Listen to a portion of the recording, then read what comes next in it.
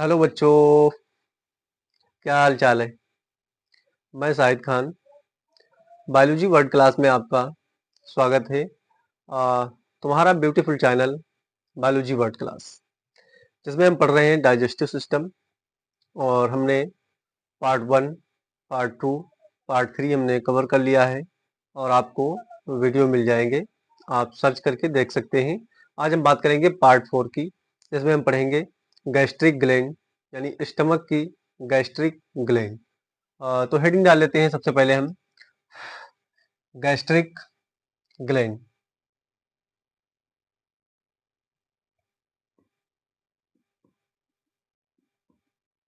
Gastric gland. और बात किसकी करेंगे हम? स्टमक की। स्टमक को तो आप जानते होंगे हिंदी में क्या कहते हैं, पेट कहते हैं। तो हेडिंग डाल लें। और इस लेक्चर में, आप पीछे वाले लेक्चर में देखा होगा, यानी पिछले लेक्चर में पार्ट 1, पार्ट 2 और पार्ट 3 हमने बेसिक पार्ट 1 में बताया है। फिर पार्ट 2 में हम थोड़ा डेप्थ में गए और पार्ट 3 में उससे थोड़ा और डेप्थ में गए। आप तो समझ रहे होंगे कि किस लेवल की पढ़ाई हो रही है इस चैनल पे। चाहे वो 10th का हो, चाहे 11th का हो, और चाहे वो 12th का हो, या कोई ग्रेजुएशन या कंपटीशन की तैयारी कर रहे हो, तब भी आपको इसमें से क्वेश्चन मिल जाएंगे। और आप हमारे चैनल को फॉलो करते रहें, सब्सक्राइब जरूर कर लें और साथ में बेल आइकन भी दबा लें, जिसकी वजह से आपके पास हमारा नोटिफिकेशन पहुंचता रहे और आप पार्ट को कंप्लीट करते रहें। तो आइए हम बात करते हैं आज गैस्ट्रिक ग्लैंड। गैस्ट्रिक का मतलब क्या होता है? जूस वाली ग्लैंड, जो गैस के गैस्ट्रिक जूस के बारे में बात करेंगी, उस ग्लैंड के बारे में हम बात करेंगे। तो सबसे पहले स्टमक, यानी हिंदी में इसको कहते हैं पेट कहते हैं। और जहाँ पे हम लिख देते हैं पार्ट 4। ठीक है, पार्ट 4 हम कंप्लीट कर रहे हैं। तो चलते हैं, सबसे पहले हम पढ़ते हैं म्यूकस। इसके अंदर क्या होता है? म्यूकस होता है। और म्यूकस नेक सेल होती हैं। क्या होती हैं? नेक सेल होती हैं, जो म्यूकस बनाने का काम या कार्य करती हैं। फिर इसके बाद में आता है ऑक्जेंटिक और पेराइटल सेल। यहीं पे हम लिखते हैं ऑक्जेंटिक या पेराइटल सेल। गैस्ट्रिक ग्लैंड के बारे में हम पढ़ रहे हैं, तो इसमें ऑक्जेंटिक और पेराइटल, इसको शॉर्ट में कहते हैं ओपी। हमारे लेक्चर को आप देखते रहें और समझ में भी आएगा। मार्कर चेंज कर लेते हैं, थोड़ा मोटा चल रहा है। सबसे पहले हम इसके अंदर 2 पार्ट में इसको डिवाइड करेंगे। 1, 2। इधर आता है HCl और इधर आता है ICF, सॉरी CIF। इनके फुल फॉर्म पहले पढ़ेंगे और फिर इसके बाद में इनको पार्ट ए हेडिंग डाल के ए और बी में डिस्कस करेंगे। तो इसको हम लिख देते हैं ए और इसको हम लिख लेंगे बी। ठीक है, ये हमारे स्टमक के अंदर जूस पाए जाते हैं या एसिड पाए जाते हैं। ये हमारा एसिड होता है HCl, इसको कहते हैं हाइड्रोक्लोरिक एसिड। और इसको कहते हैं कास्टल इंटरैक्शन फैक्टर। इसका फुल फॉर्म होता है कास्टल इंट्रिंसिक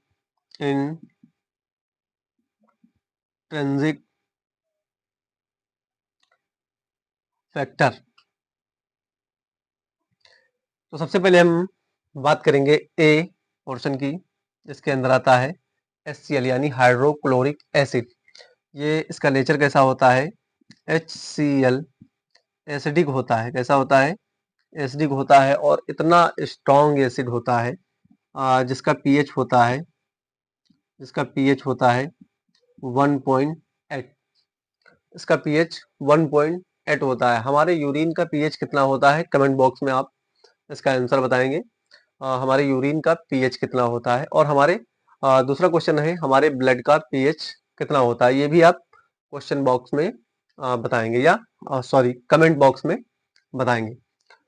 फिर इसके बाद में ये एक्टिवेट कब होता है, ये एक्टिवेट कब होता है, यानी हाइड्रोक्लोरिक एसिड एक्टिवेट कब होता है, तो ये पेप्सिनोजेन, एक हमारे अंदर एंजाइम पाया जाता है पेप्सिनोजेन, ये एंजाइम पेप्सिनोजेन एक्टिवेट करता है पेप्सिन को। इसको पेप्सिन को, ये स्टमक के अंदर की बात हो रही है, यानी स्टमक के इंटरनल पार्ट के बारे में बात हो रही है। फिर इसके बाद में आता है दूसरे नंबर पे प्रोरेनिन, दूसरा पार्ट होता है प्रोरेनिन, एंजाइम के बारे में बात चल रही है, रेनिन, ये एक्टिवेट करता है रेनिन को, इसको एक्टिवेट करता है, रेनिन को एक्टिवेट करता है, और इसके अंदर फेरिक और फेरस भी पाया जाता है। जैसे यहाँ पे हम लिख दें इस साइड में Fe3+ और Fe2+, इसको बोलते हैं फेरिक और इसको बोलते हैं फेरस।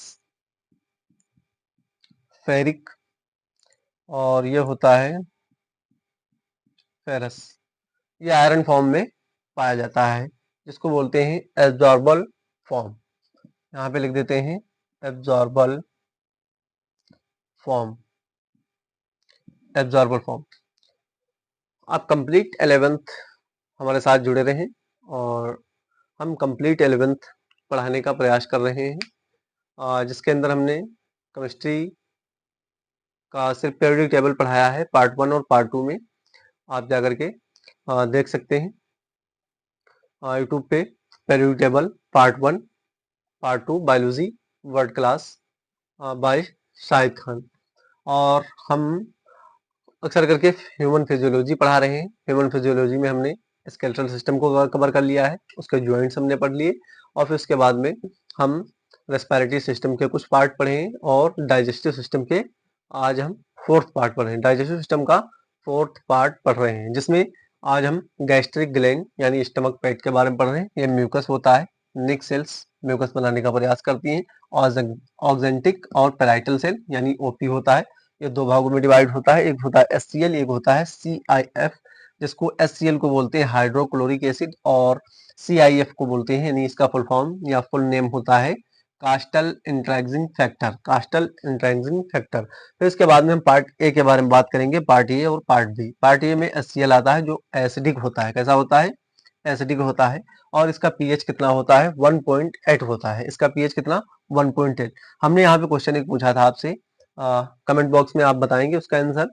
हमने पूछा था कि यूरिन का पीएच कितना होता है, यूरिन का पीएच कितना होता है, और ब्लड का पीएच भी हमने आपसे पूछा था क्वेश्चन में। आप हमें कमेंट बॉक्स में बताएंगे कि यूरिन का और ब्लड का पीएच कितना होता है। फिर उसके बाद में एक्टिवेट कब होता है, एक्टिवेट ये पेप्सिनोजेन जो होता है, ये पेप्सिन बनाने का प्रयास करता है, और प्रोरेनिन जो होता है ये रेनिन का कार्य करता है। यहाँ पे बात करेंगे Fe3+ और Fe2+, इसको बोलते हैं फेरिक, इसको बोलते हैं फेरस, ये अब्जॉर्बल फॉर्म में पाया जाता है। हमारे स्टमक के अंदर इतने पार्ट पाए जाते हैं। अब हम बात करेंगे बी यानी CIF की, इसका स्क्रीनशॉट ले लें या इसको नोट कर लें, थोड़ा जल्दी करें, लेक्चर लंबा ना हो इसलिए थोड़ा फास्ट पढ़ने का प्रयास करें। 1 2 3 आप मिटा चुके होंगे, आप लिख चुके होंगे, हम इसको मिटा दें, आप लिख चुके होंगे।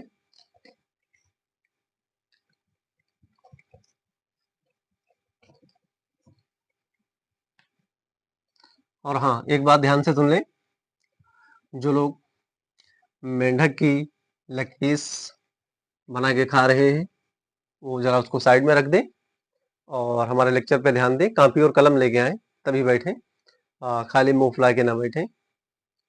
ये बेड पे लेटे हुए या कहीं पे लेट के ना देखें इसको, कॉपी और पेन लेके आए, जो जो बातें आपको समझ में आ रही हैं उनको नोट करते रहें, और रिवर्स करके वीडियो को देख लिया करें जहाँ पे आपको ना समझ में आए। फिर हम बात करेंगे दूसरे पार्ट की, CIF। BCIF, इसका फुल फॉर्म होता है कोस्टल इंट्रेंसिंग, कोस्टल, इसका फुल फॉर्म होता है कोस्टल इंट्रेंसिंग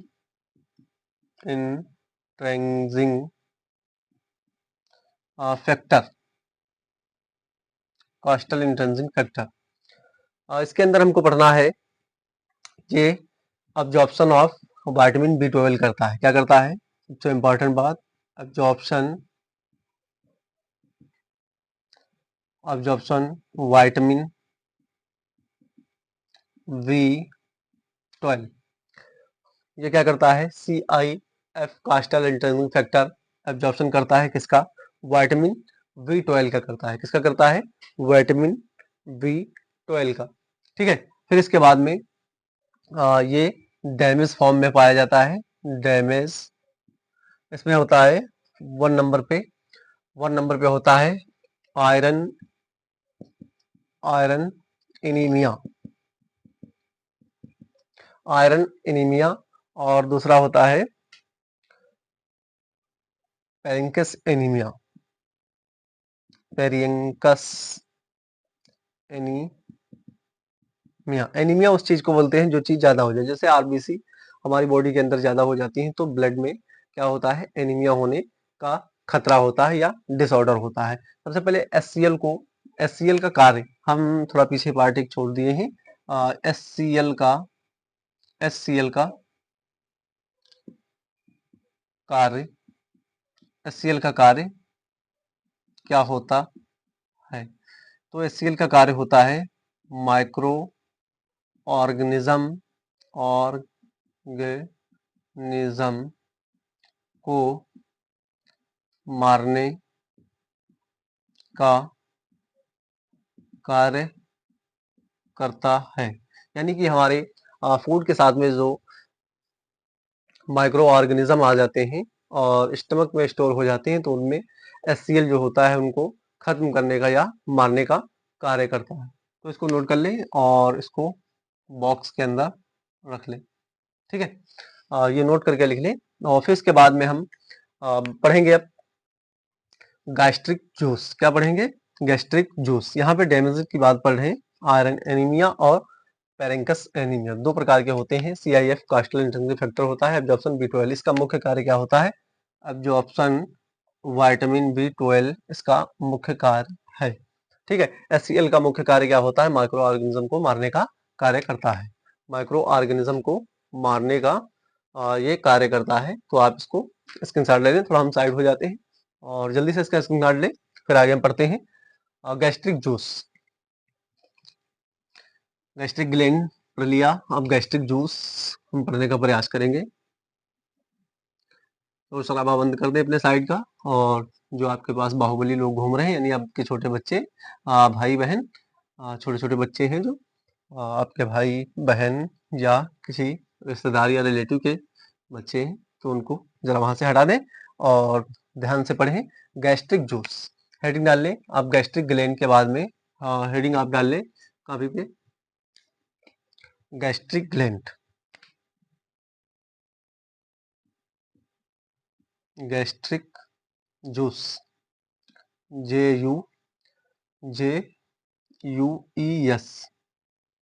गैस्ट्रिक जूस। ठीक है, गैस्ट्रिक जूस में ये हेडिंग डाल लें। हेडिंग डालने के बाद में तुरंत सब म्यूकोसा और इंटेस्टाइनल के बारे में पढ़ेंगे हम। तो यहाँ पे हम दो पार्ट करते हैं इसको। यहाँ पे लिखेंगे सबसे पहले सब म्यूकोसा, और इधर पढ़ लें इंटेस्टाइनल जूस। सब म्यूकोसा और इंटेस्टाइनल जूस, इधर गैस्ट्रिक जूस और इधर इंटेस्टाइनल जूस। ये गैस्ट्रिक ग्लैंड, जहाँ पे हेडिंग डालें इसको बिठा दें, गैस्ट्रिक ग्लैंड, गैस्ट्रिक जूस और इंटेस्टाइनल जूस। गैस्ट्रिक मतलब गैस्ट्रिक एक पार्ट वो होता है, स्टमक का नाम ही दूसरा होता है गैस्ट्रिक। तो यहाँ पे हम लिख देते हैं गैस्ट्रिक जूस और दूसरा intestinal juice, intestinal intestinal juice. इसमें देखते हैं कौन कौन से नाम होते हैं। तो इधर सब म्यूकोसा होता है 1 नंबर पे, सब mucosa.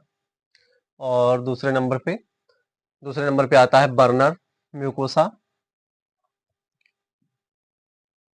Burner mucosa. Burner mucosa के बाद में आता है डेडुनम। ऑलमोस्ट जूस होता है डेडुनम में, ऑलमोस्ट जूस होते हैं डेडुनम, डेडुनम में ऑलमोस्ट डेडुनम में ऑलमोस्ट जूस होते हैं। और इंटेस्टाइनल जूस जो होता है ये सकस इंटेरिकस होता है। कैसा होता है? सकस इंटेरिकस, सकस इंटेरिकस होता है। और दूसरा एल्केलाइन होता है। कैसा होता है? एल्केलाइन होता है। और फिर इसके बाद इसमें H2 होता है। H2 के बाद में म्यूकस होता है। क्या होता है? म्यूकस होता है। ये इंटेस्टाइनल जूस है और ये गैस्ट्रिक जूस है। गैस्ट्रिक का मतलब क्या होता है? Stomach juice. ये स्टमक वाले जूस हैं और ये आंत वाले जूस हैं। ये यहाँ पे लिख दें पेट, और इधर क्या लिख दें? आंत। ये आंत वाले जूस और ये स्टमक यानी पेट वाले जूस। फिर इसके बाद में हम इसी के जस्ट नीचे लिखते हैं H2 के बारे में। क्या लिखते हैं? H2, ये पार्ट अलग है, यहाँ से इसको अलग कर ले। ठीक है। H2, H2 मतलब वाटर।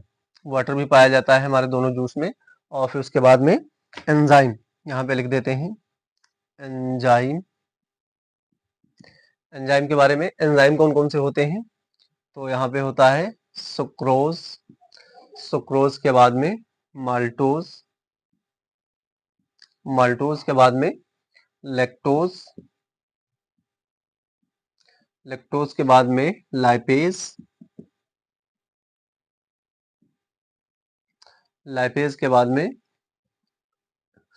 लाइपेज के बाद में इंट्रोकाइनेज। कौन सा होता है? इंट्रोकाइनेज, इंटेरोकाइनेज, इंटेरोकाइनेज। और इंटेरोकाइनेज के बाद में अमीनोपेप्टाइडेज, अमीनोपेप्टाइडेज,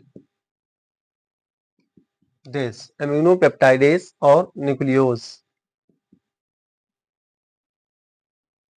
न्यूक्लियोज, न्यूक्लियोजेस। ठीक है। फिर इसके बाद में हम पढ़ेंगे लीवर के बारे में। थोड़ा हम यहीं पर डिस्कस करते हैं लीवर के बारे में। तो 4th नंबर पे डाल लें लीवर, 4th नंबर पे डाल लें लीवर।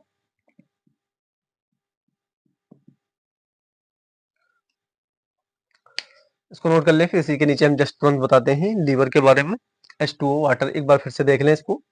हम बात कर रहे थे गैस्ट्रिक जूस की। गैस्ट्रिक जूस मतलब पेट, और इंटेस्टाइनल जूस मतलब आंत के बारे में। इसमें आता है सब म्यूकोसा, इसमें आता है बर्नर म्यूकोसा, और इसमें डिडुनम ऑलमोस्ट जूस होते हैं।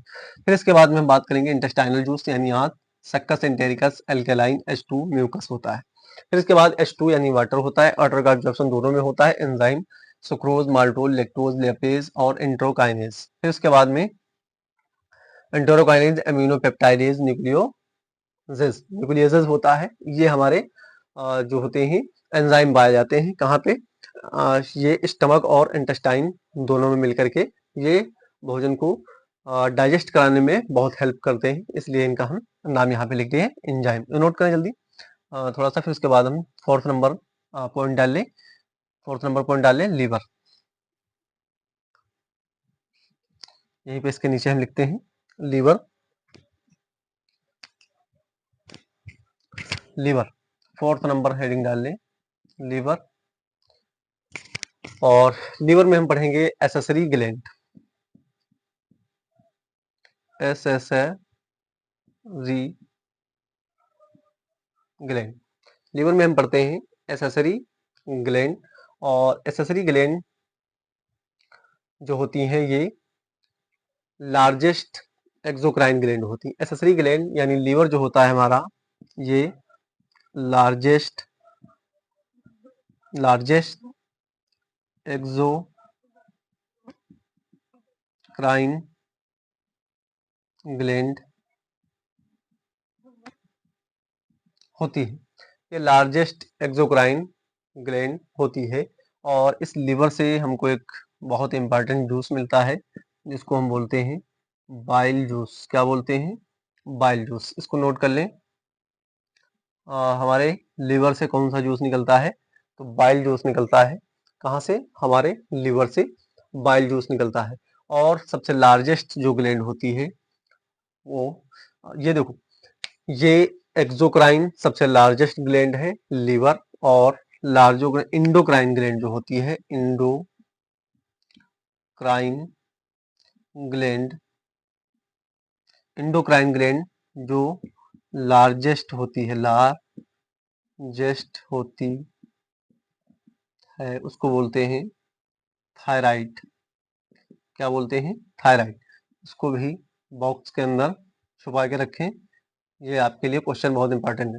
अगर क्वेश्चन में पूछा जाता है कि सबसे एक्सोक्राइन लार्जेस्ट ग्लैंड कौन सी है, तो आप लीवर का नाम लेंगे। अगर पूछा जाता है क्वेश्चन इंडोक्राइन ग्लैंड जो सबसे लार्जेस्ट ग्लैंड है वो कौन सी है, तो वो थायराइड ग्लैंड है। कौन सी ग्लैंड है? थायराइड ग्लैंड है। ठीक है, ये दोनों क्वेश्चन नोट कर लें, जल्दी से नोट करें। अब इसके बाद हेडिंग डाल लें हेपेटिक लिब्यूल। क्या हेडिंग डालनी है? हेपेटिक लिब्यूल। अब हम पढ़ेंगे थोड़ा लिवर के बारे में, फिर इसके बाद हेपेटिक का जैसे ही शब्द आए, जैसे गैस्ट्रिक का जैसे ही शब्द आता है आप समझ जाते हैं कि स्टमक के बारे में बात हो रही है, और जैसे ही हेपेटिक का शब्द आता है तो आप समझ जाना चाहिए, आपको समझ जाना चाहिए कि हम थोड़ा लीवर के बारे में बात करेंगे। जल्दी से इसको स्क्रीनशॉट ले लें। हम थोड़ा साइड हो गए, जल्दी से आपने स्क्रीनशॉट ले लिया होगा, हमें उम्मीद है। अगर नहीं ले पाए हैं तो थोड़ा बैक ले वीडियो को और पोस्ट करें और तुरंत उसका स्क्रीनशॉट ले लें और फिर आगे तुरंत जस्ट अब बढ़ा सकते हैं वीडियो को। हेडिंग डाल लें हेपेटिक लिब्यूल। 5th नंबर की हेडिंग है हेपेटिक लिब्यूल। हेपेटिक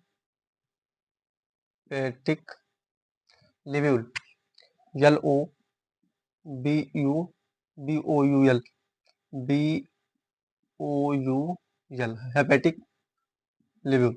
जैसे ही हेपेटिक लिब्यूल के बारे में बात हो तो आप समझ जाएं कि लीवर के बारे में बात हो रही है। लीवर का स्ट्रक्चर हम इधर बनाने का प्रयास करते हैं, आप हमारे साथ में बनाएं लीवर का स्ट्रक्चर।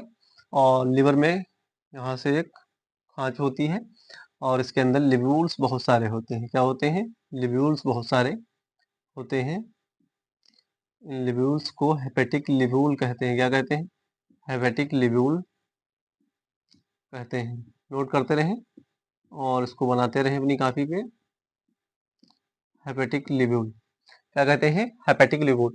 लेफ्ट लिब्यूल, ये ऊपर वाला क्या होता है? लेफ्ट लिब्यूल। और फिर उसके बाद में फेल्सीफॉर्म लिगामेंट होता है। कौन सा होता है ये? फेल्सीफॉर्म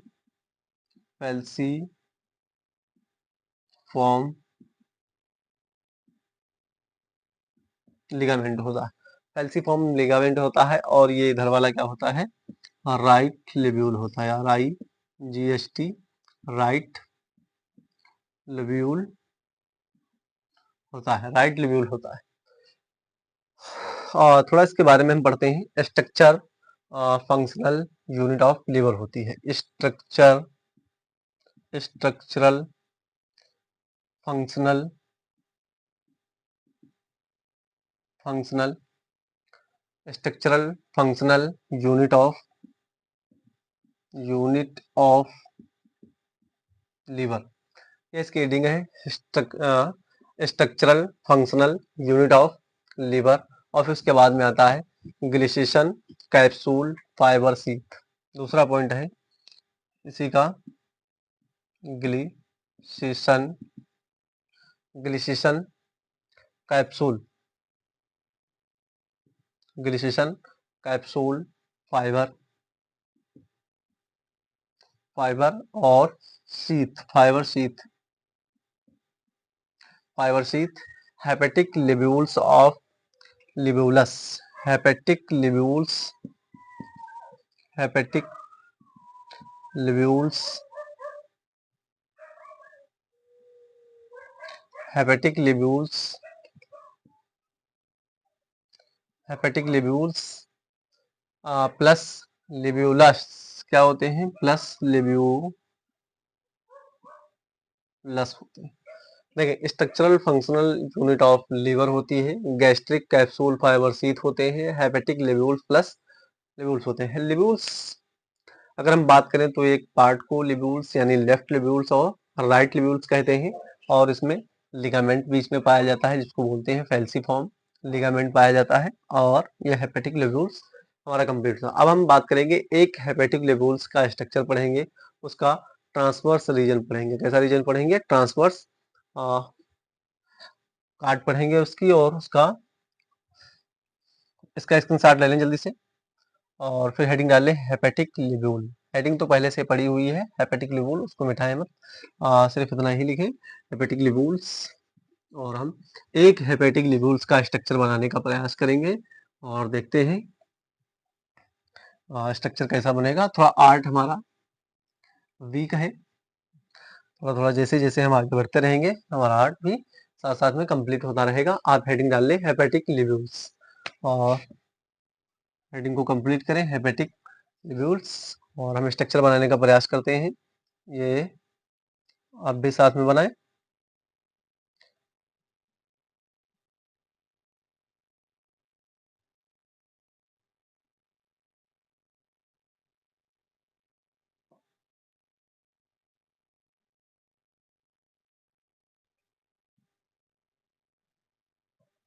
हेपेटिक लिब्यूल्स,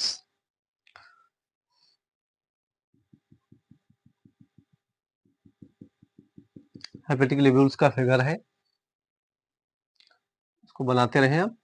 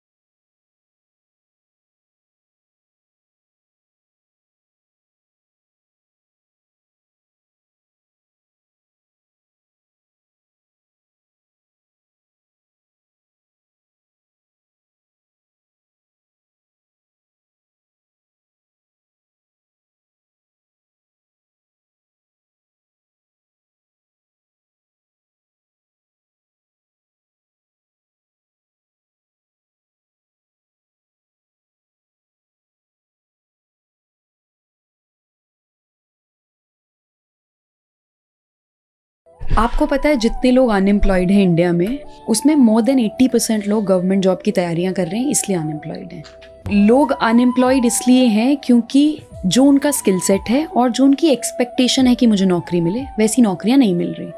और दूसरा, गवर्नमेंट एग्ज़ाम्स का ये जो ट्रैप कह सकते हैं, चार्म कह सकते हैं, जो वीव कर दिया है, वो बहुत ल्यूक्रेटिव लगता है।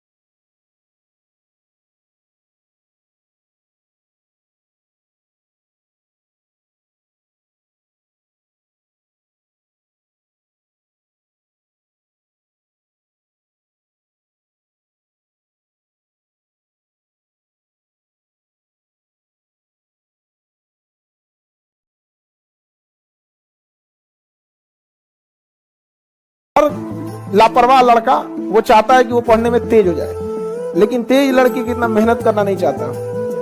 एक पढ़ने में जो लड़का अच्छे रहते हैं ना, 6-6 घंटा एक बार में बैठ के पढ़ के उठते हैं। तुम्हारा कमर का ऑपरेशन कराना पड़ जाएगा, 6 घंटा जो पढ़ के बैठ जाएगा एक बार में। उनका स्टेमिना आजे से नहीं है, वो लोग सिंसियर है, धीरे धीरे धीरे कर। तुम्हारा आधा घंटा में 3 बार तुमको पानी पीना रहता है, मोबाइल देखना रहता है। 1 घंटा पढ़ लोगे तो अरे हाथ चढ़ गया, अरे भैया पुटकाओ इसको यहाँ से। तेज शौक है अगर ना, तो उसकी इतना बस मेहनत करो, तब बैठने की स्टेमिना रखो, फिर समझ में